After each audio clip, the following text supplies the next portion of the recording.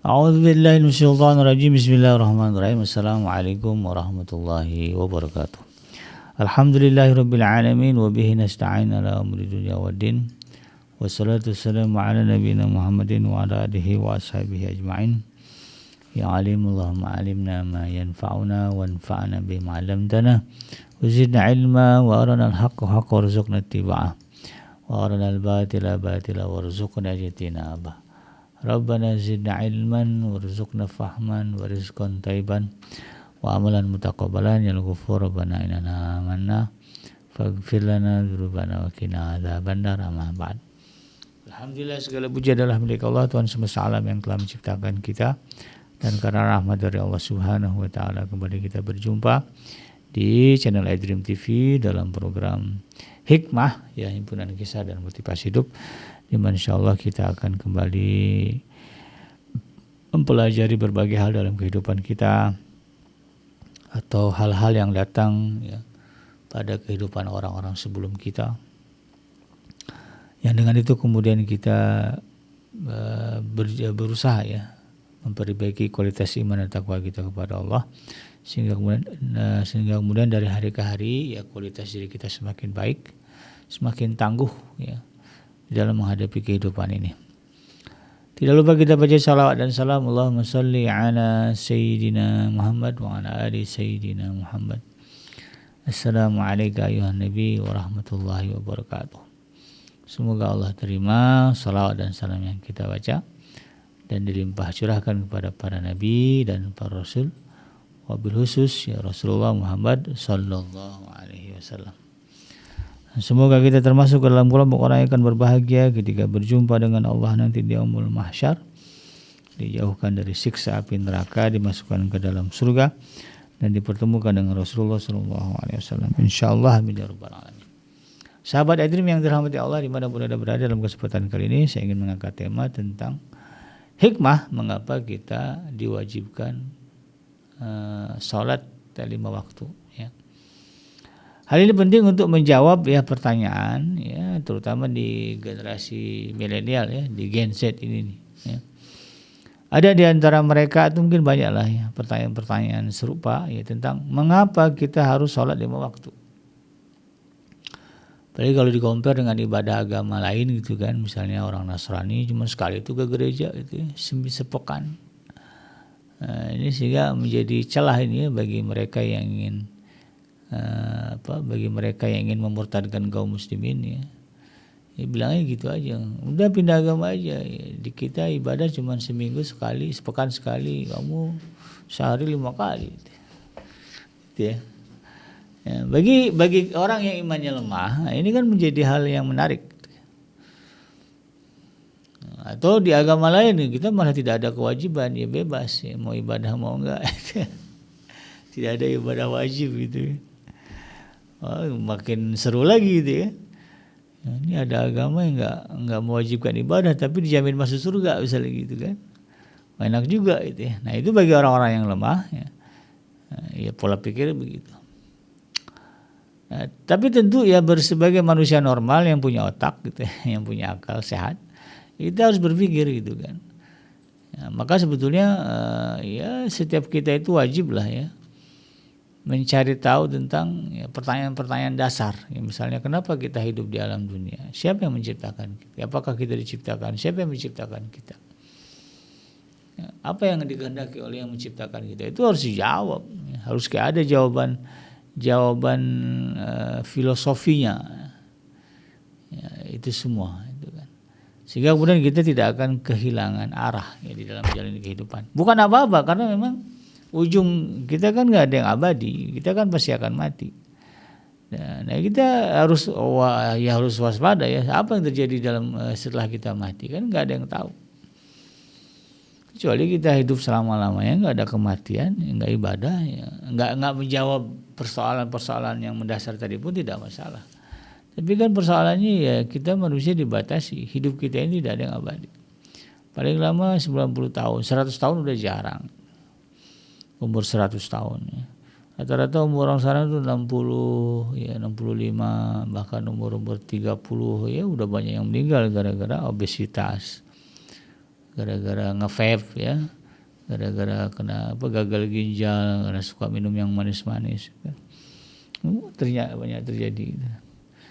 Nah, karena hidup kita dibatasi oleh tadi ya, usia, oleh kematian, maka kita ya harus waspada, apa yang harus tahu lah apa yang terjadi sebetulnya setelah kematian. Dan Islam kemudian memberikan jawaban-jawaban yang komprehensif, jawaban-jawaban yang logis ya terkait itu semua, termasuk yang menjawab ya, pertanyaan ya, mengapa kita harus sholat 5 waktu? Nah, ya. Kenapa kemudian tidak dicukupkan seminggu sekali aja hari Jumat gitu kan, atau setahun sekali aja dah sholatnya ya, 2 kali lah ya sholatnya Idul Adha, Idul Fitri gitu kan, yang lainnya nggak usah. Kenapa harus 5 waktu? Sehari semalam ya, mulai dari sholat zuhur ya di tengah hari gitu, ketika matahari tergelincir sedikit ya dari tengah itu ya, kemudian sholat asar ya,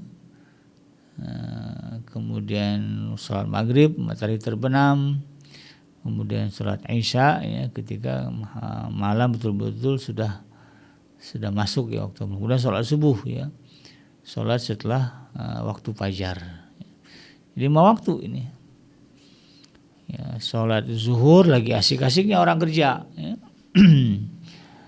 Ya, lagi rame-ramenya nih ya pelanggan ya, lagi lapar-laparnya nih bikin ya, mau makan mau apa, kemudian disuruh sholat ya, jam istirahat cuma sejam, makan kadang-kadang ya harus jalan jauh gitu-gitu, macam-macam lah alasan orang kan. Kemudian sholat asar ya, habis pulang kerja ya, itu lagi di jalan nih gitu kan, baru selesai kerja mau pulang gitu kan, sholat dulu nanti gimana gitu. Juga jadi persoalan bagi sebagian kaum muslimin ya. Kemudian maghrib udah nyampe rumah lagi capek-capeknya beres-beres mandi dan semuanya gitu. Ya. Kemudian sholat isya ya, ini jamnya istirahat gitu kan. Sholat subuh ya, ada yang situasinya masih tidur ya karena capek, ada yang situasinya harus pergi awal ya, gelap-gelap udah jalan. Bagi orang-orang yang imannya lemah ya, kalau dilihat dari segi waktu-waktu sholat yang Allah perintahkan ya itu, ini bagi mereka berat. Nah makanya kemudian di dalam hal ini ya, di dalam konteks ini saya ingin memberikan motivasi ya, mencari jawaban mengapa kita harus sholat 5 waktu. Nah, di dalam hal ini sahabat Edrim yang dirahmati Allah, kalau kita telusuri Al-Quran jawabannya ada 3 ya. Apa saja? Yang pertama, sholat 5 waktu itu adalah perintah Allah. Yang kedua, perintah sholat itu membentuk karakter disiplin. Dan yang ketiga, perintah sholat 5 waktu itu adalah bentuk komunikasi antara hamba dengan pencipta. Nah, 3 jawaban ini yang kemudian bisa bisa memberikan, harusnya bisa memberikan motivasi bagi kita. Nah kita urai satu-satu. Yang pertama ya, sholat adalah perintah dari Allah Subhanahu Wa Taala dan ini adalah ujian. Ya. Jadi perintah sholat itu adalah ujian dari Allah Subhanahu Wa Taala. Ujian apa? Ujian ketaatan. Kenapa kita harus taat? Karena jelas di dalam surah Az-Zariyat kan ditegaskan, wa ma khalaqtul jinna wal insa illa liya'budun. Kami itu menciptakan manusia bukan buat apa-apa kata Allah kan, ya untuk menyembahku kan. Wa ma khalaqtul jinna wal insa illa liya'budun. Aku tidak menciptakan jin dan manusia kecuali untuk menyembahku kan begitu. Nah, jadi hidup ini tentang penyembahan kepada Tuhan, tentang bagaimana kita mengagungkan Tuhan. Nah, itu kan tujuannya jelas. Ya. Nah, karena itu kemudian kalau kita lihat di dalam surah Al-Insan ya, ayat yang kedua itu kan Allah katakan inna khalaqnal insana min nutfatin amsajin nabtalihi faj'alnahu sami'an basira. Inna khalaqnal insana, sungguhnya kami kata Allah telah menciptakan manusia min nutfatin amsajin, dari setetes air mani yang bercampur, nabtalihi, kami hendak mengujinya dengan perintah dan larangan, faj'alnahu sami'an basira, sehingga kemudian kami menyempurnakannya ya, dia dapat mendengar dan melihat. Nah, jadi Allah kemudian memberikan kita kelengkapan anggota tubuh, pendengaran, penglihatan, ya, badan. Ya, kalau di dalam ayat ini ya, mendengar dan melihat.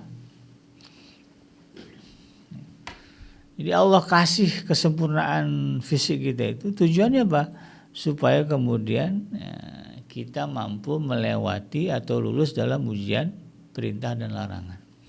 Ya salat bagian dari itu. Bagian dari perintah dari Allah Subhanahu wa taala. Ya.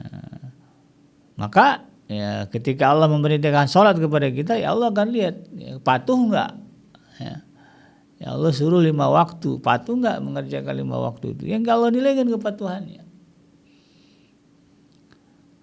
Dan alhamdulillah umat Islam ya disyariatkan hanya 5 waktu. Nabi Muhammad dulu ya sempat berdialog dengan Nabi Musa. Nabi Musa itu umatnya dulu diperintahkan 50 waktu, sehari semalam. Ya, kita 5 waktu ya alhamdulillah kan berkurang jauh. Nah, jadi kalau kemudian kita sadar bahwa ini adalah ujian dari Allah Subhanahu wa taala, maka mungkin muncul pertanyaan, kalau ini kan ujian, kalau lulus gimana? Apa konsekuensinya? Kalau nggak lulus gimana gitu kan? Ya, atau kemudian kita acuhkan, ya masa bodoh deh gitu. Nah, kalau diacuhkan, nah ini bahaya ya. Kenapa? Karena Allah menegaskan ya di dalam surah Al-Imran misalnya ya. Qul atiullah wa rasul ya fa in tawallau fa innallaha la yuhibbul kafirin. Katakanlah ya Muhammad kepada umatmu, taatilah Allah dan Rasulnya. Fa in tawallau dan sekiranya kalian berpaling, ya, mengacuhkan, dia cuek lah gitu ya. Masa bodoh kan banyak orangnya. Enggak mau tahu tentang sholat, tentang ibadah. Apa kata Allah? Fa innallaha la yuhibbul kafirin. Sesungguhnya Allah tidak menyukai orang-orang yang kafir, dianggap kafir. Jadi orang yang enggak mau tahu tentang sholat dianggap kafir. Apalagi menganggap enggak penting, udah jatuhnya kafir itu. Ya, bukan karena malas ya, tapi karena memang enggak penting ya. Itu dianggap kafir. Ya, bahaya itu kan. Bahkan di dalam surah Al-Ankabut yang ke-52 ya Allah juga tegaskan, Kul kafa billahi baini wa bainakum syahida ya'lamu ma fis samawati wal ardi walladzina amanu bil batil wa kafaru billahi ulaika humul khasirun. Ya, ini ayatnya. Katakanlah Muhammad, cukuplah Allah menjadi saksi antara aku dan kamu, dia mengetahui apa yang ada di langit dan bumi. Orang-orang, nah ini ya, di dalam ayat ini ya. Wallazina amanu bil batili wa kafaru billah ulaika humul khasirun.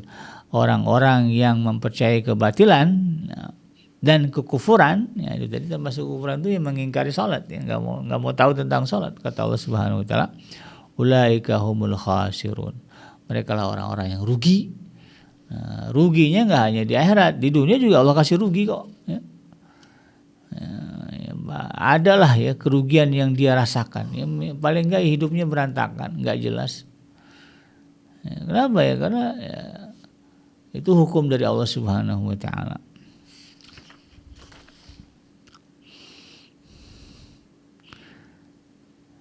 Nah, karena itu kemudian ya sahabat Adrim yang dirahmati Allah, ya, di sinilah kemudian kita harus menunjukkan ketaatan kepada Allah dan Rasulnya. Ya, sebagaimana disebutkan di dalam surah At-Taghabun ayat yang ke-12 ya Allah Subhanahu wa taala mengatakan wa'atiullah wa atiur rasul fa in tawallaitum fa inna ma'ala rasulinal balagul mubin. Ya. Dan taatilah Allah ya dan taatilah Rasul, dan sekiranya kalian berpaling ya dari ketaatan kepada Allah Rasulnya, fa inna ma'ala rasulinal balagul mubin, maka sesungguhnya ya, kewajiban bagi Rasul-Rasul kami hanyalah menyampaikan ya, hal itu dengan jelas. Ya. Dan nggak ada kaitannya dengan Rasulullah kita nanti. Ya. Karena Rasulullah sudah menegaskan, nanti minta syafaat sama Rasulullah, sama Rasulullah juga diacuhkan. Kan sudah jelas perintahnya, larangannya. Perintahnya jelas, salat 5 waktu. Rasulullah mencontohkan, kan? Dan meriwayatkan, ya sallu kama ra'aitumuni usolli. Salatlah kalian sebagaimana lihat kalian aku salat. maka tidak ada lagi alasan bagi kita untuk kemudian nggak mengerjakan sholat, apalagi kemudian nggak mau tahu tentang sholat, apalagi kemudian menganggap sholat itu bukan kewajiban. Kalau nanti di akhirat ternyata divonis kafir gitu kan, lalu kemudian cari Rasulullah, ya Rasulullah juga nggak mau tahu, ya kenapa sudah disampaikan dulu jelas, kecuali Rasulullah nggak menjelaskan itu kan, sampai keluar riwayat begitu kan, shollu kama ra'aitumuni usolli, sholatlah kalian sebagaimana kalian lihat aku sholat. Artinya Rasulullah sholat. Kadang-kadang saya bingung sama orang yang punya klaim, yang penting ingat Allah, zikrullah, ya. Kemudian berbuat baik, ya, jauhi kemaksiatan, nggak sholat nggak apa-apa. Saya bingung itu contoh dari mana? Rasulullah begitu. Kurang baik apa Rasulullah SAW? Tapi sholatnya kata Sayyidah Aisyah, ya jangankan yang wajib, yang sunnah juga beliau kerjakan sampai kakinya itu kalau malam bengkak karena kelamaan berdiri. Ini ada orang ya di zaman sekarang yang punya cerita begitu. Nggak apa-apa nggak sholat, yang penting zikir, yang penting buat baik, jangan buat dosa. Ini yang jadi persoalan. Nah, apa konsekuensi dari ketaatan tersebut? Ya, kalau misalnya ini kan karena dia ujian. Kalau ujian kan ada berarti kan dua ya, lulus nggak lulus begitu kan. Dan persoalannya itu nggak ada ujian susulan. Dalam urusan ini tidak ada ujian susulan karena hidup cuma sekali. Maka di sekali inilah ya pilihan kita cuma dua ya, mau lulus apa nggak lulus. Kalau lulus ya taat kepada Allah Subhanahu Wa Taala mengerjakan ibadah sholat. Ya, maka Allah katakan misalnya di dalam surah Al-Insan juga ya, ayat yang ke 31, yudkhilu may yasha'u fi rahmatihi wadh-dhalimina adalahum adzaban alima. Dia kata di dalam ayat surah Al-Insan ini ayat 31, dia Allah yang memasukkan siapapun yang dikehendakinya ke dalam rahmatnya, yaitu surganya. Ya, kalau ditanya siapa yang dikehendaki Allah, yang taat lah. Gak mungkin Allah kemudian memasukkan orang yang tidak taat ke dalam rahmatnya.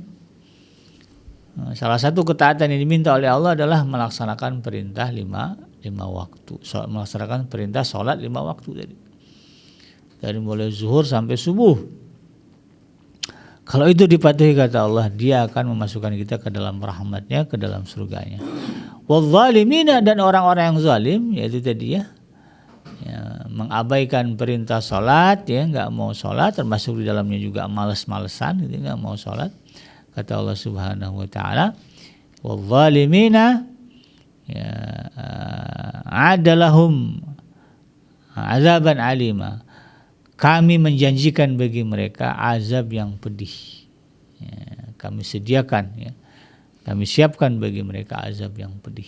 Nah, walaupun ngaku Islam, lalu kemudian nggak mau sholat, ya, meninggalkan sholat, nggak mau sholat, kata Allah disiapkan azab yang pedih. Ya. Jangankan di akhirat, di dunia pun sudah mulai Allah kasih, ya, kepedihan siksanya Allah Subhanahu Wa Taala. Nah kalau berhasil itu tadi ya masuk surga, masuk surganya Allah Subhanahu Wa Taala. Nah, di dalam di dalam Al-Quran kalau berbicara kegagalan tadi ya, kalau kita gagal mematuhi perintah Allah Subhanahu Wa Taala, tidak lulus dalam urusan sholat, nah ini malah secara spesifik ya di dalam Al-Quran Allah sebutkan di dalam surah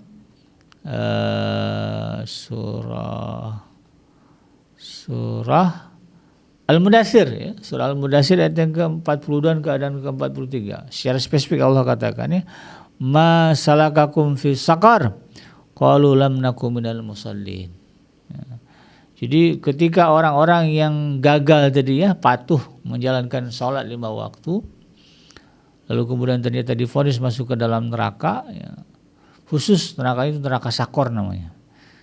Ya, lalu kemudian masuk ke dalam neraka Sakor, ditanya ma salakakum fi saqar, sama penjaga neraka.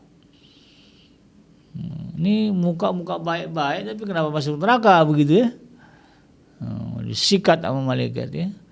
Ditanya dulu sebelum dihabisin sama malaikat ya, kenapa kalian ini masuk neraka Sakor gitu kan? Muka-muka baik-baik gitu ya. Ya, muka-muka orang yang bukan orang jahat, muka-muka ya gitu ya. Qalu, mereka kemudian berkata, lam naku minal musallin, kami dulu enggak pernah sholat. tapi kami buat baik. Kami nggak pernah sholat, disikat sama malaikat. Nah, ini bahayanya. Itu kalau gagal. Ya. Maka kembali kepada kita, ya. Mau lulus apa enggak ya di dalam urusan perintah sholat ini. Yang kedua, kenapa kita kenapa kita melaksanakan sholat 5 waktu? Yang jawabannya adalah karena perintah sholat ya, merupakan cara Allah membentuk kedisiplinan diri kita. Jadi Allah Subhanahu wa taala telah mewajibkan bagi setiap muslim untuk mendirikan sholat sebanyak 5 waktu. Ya. Nah, di waktu-waktu inilah Allah perintahkan kita, walaupun kita lagi malas, ya, lagi capek, lagi sibuk, ya, Allah wajibkan. Dan adilnya Allah itu sholat itu kan inna sholata 'alal mu'minina kitaban mawquta.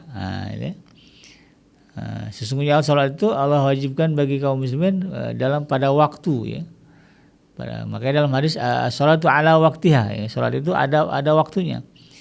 Ya, waktunya ya sepanjang waktu itu. Ya, kalau zuhur berarti dari mulai tergelincir matahari ya di tengah-tengah itu sampai nanti menjelang waktu masuk waktu asar. Waktu asar jam berapa ya? Kira-kira jam 3 ya.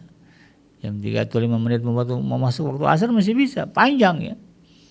Kalau kita hitung jam 3 berarti dari jam 12 sampai jam 3. 1, 2, 3 jam waktu sholat ya. Jadi kalau alasan kesibukan nggak mungkinlah 3 jam itu sibuk semua. Dalam 3 jam di siang hari itu adalah ya sela-sela kita kosong ya. Kemudian kita sholat. Nah, sholat maghrib capek kayaknya baru sampai kerja ya, secapek-capeknya juga sholat berapa menit sih kan begitu ya. Ya bukannya sholat disuruh lari keliling lapangan kan. Sholat cuma berdiri di tempat, 3 rakaat juga, nggak lama. Dan bicara panjang sholat juga nggak mesti panjang kan. Tidak ada excuse gitu ya. Nah kalau kita patuh mengerjakan itu, maka sesungguhnya ya sahabat Adrim yang dirahmati Allah, salat yang kita kerjakan tadi ya merupakan cara bagi Allah Subhanahu wa taala membentuk karakter disiplin dalam diri kita. Dengar azan aja langsung ambil wudu ya. Karena ritmenya jelas ya. Kedisiplinan itu kan kalau kita lihat tentara itu ya. Bagaimana mereka disiplin karena mereka rutin mengerjakan segala sesuatu itu sesuai dengan perintahnya. Wajib bangun jam 5 ya mereka bangun jam 5. Mandi dulu mereka mandi. Makan nggak boleh telat. Ya. Telat dikit nggak bisa makan. Wah mereka makan on time, tepat waktu semuanya. Itu kan bagian kedisiplinan. Artinya apa? Segala perintah dikerjakan sesuai dengan arahan. Nah karena sering itu dilakukan, ya, ditempa itu. Ya. Kalau di misalnya selama masa pelatihan itu misalnya setahun 2 tahun, ya, itu kan pembiasaannya luar biasa. Ya. Sehingga kemudian menjadi karakter. Nah, tentara-tentara kita jadi disiplin gitu ya. Patuh sama atasan. Demikian juga bicara sholat. Ketika sholat ini kita kerjakan sesuai dengan perintah Allah Subhanahu wa taala, apalagi kemudian dengan semangat menyegerakan ya. Menyegerakan, tidak menunda-nunda. Maka sesungguhnya yaitu akan membentuk karakter disiplin dalam diri kita. Dan bicara karakter ya sahabat Dream dalam teori kesuksesan ya. Tanyalah ya sama orang-orang yang sukses gitu kan. Apa kunci kesuksesan mereka? Iya salah satunya yang utama adalah disiplin. Di dalam disiplin ini kan ada ketekunan, ya ada ada tanggung jawab di situ. Kan sholat itu tanggung jawab. Tanggung jawab Allah berikan kepada kita. Dia pegang tanggung jawab itu. Nah, maka orang punya karakter ini ya karakter kedisiplinan ini itu pasti sukses dalam urusan dunia. Dan demikian juga dalam urusan akhirat. Ya. Nah, kalau kita ingin sukses di akhirat ya kita harus disiplin. Nah, sholat melatih itu. Maka kalau digabungkan ya 2 teori ini gitu kan antara orang yang disiplin melaksanakan sholat 5 waktu dengan teori kesuksesan dunia ya ada koneksinya. Makanya kan ada orang berteori ya, kalau kalian nggak sukses-sukses juga padahal sudah tunggak-tunggik ya pergi pagi pulang sore ya banting tulang peras keringat masih gini-gini aja, maka yang perlu dicek adalah apa? Sholatnya dulu 5 waktu benar nggak? Nah, perbaiki sholatmu maka Allah akan perbaiki urusanmu. Kalau prinsipnya kan begitu ya, quote-nya itu. Ya, karena memang sholat itu bagian dari ya, cara Allah membentuk kedisiplinan di dalam diri kita. Kemudian jawaban yang ketiga adalah ya kenapa kita harus melaksanakan sholat 5 waktu? Karena sholat adalah komunikasi antara hamba dengan Tuhannya. Nah, kita manusia punya kesibukan. Dari mulai pagi, dari mulai kita bangun sampai kita pulang ke rumah istirahat itu kita punya kesibukan. Kenapa kesibukan kita? Kita memastikan bahwa ya, kita bisa survive dalam kehidupan dunia ini. Karena tubuh kita perlu makan, perlu pakaian, perlu tempat tinggal. Supaya nggak capek kita perlu kendaraan.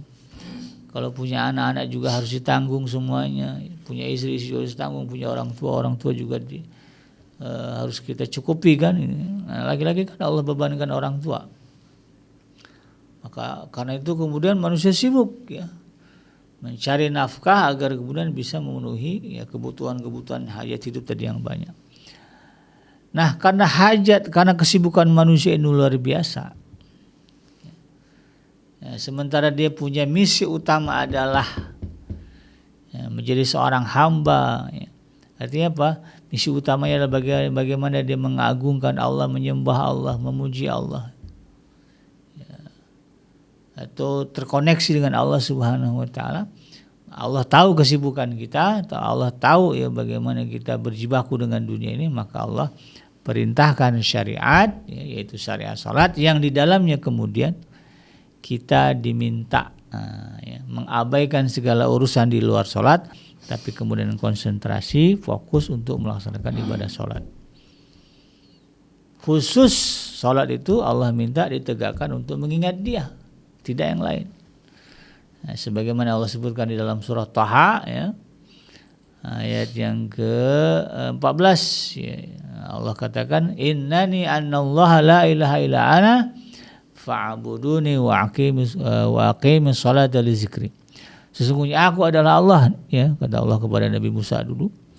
La ilaha illa ana, tidak ada Tuhan selain aku, kata Allah. Fa'buduni, maka sembahlah aku, kata Allah. Wa aqimi sholata li zikri, dan tegakkanlah salat untuk mengingatku. Jadi salat adalah momen khusus yang Allah sediakan bagi seorang muslim agar kemudian dia bisa fokus konsentrasi untuk mengingat Dia, tidak diganggu dengan urusan yang lain. Maka jangan dibawa urusan dagang ke dalam salat, jangan dibawa urusan rumah tangga di dalam salat, jangan dibawa urusan selain Allah dah pokoknya. Fokus ya, khusus ya salat ini kita fokus kepada Allah Subhanahu wa taala. Makanya dalam surah Al-Mu'minun kan dikatakan qad aflahal mu'minun allazina hum fi salatihim khashi'un, gitu kan. Orang muslim orang mukmin yang beruntung itu adalah mereka yang apabila salat dia khusyuk. Ya, karena apa ya? Karena di luar salat dia enggak bisa khusyuk ingat Allah kan. Ya, lagi konsentrasi mengingat Allah, datang pelanggan dilayanin dulu, lagi khusyuk ingat Allah, kemudian datang anak buah gitu kan. Jadi di luar waktu sholat itu kita terdistract. Nah, maka kemudian Allah sediakanlah ya sarana, waktu, perintah agar kemudian kita bisa mengingat Allah secara khusus ya, secara full di dalam sholat yang kita kerjakan.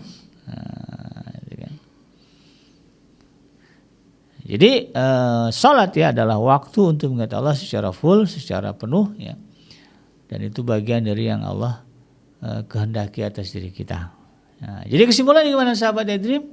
Kesimpulannya adalah salat ya adalah cara kita terhubung ya langsung dengan Allah Subhanahu wa taala.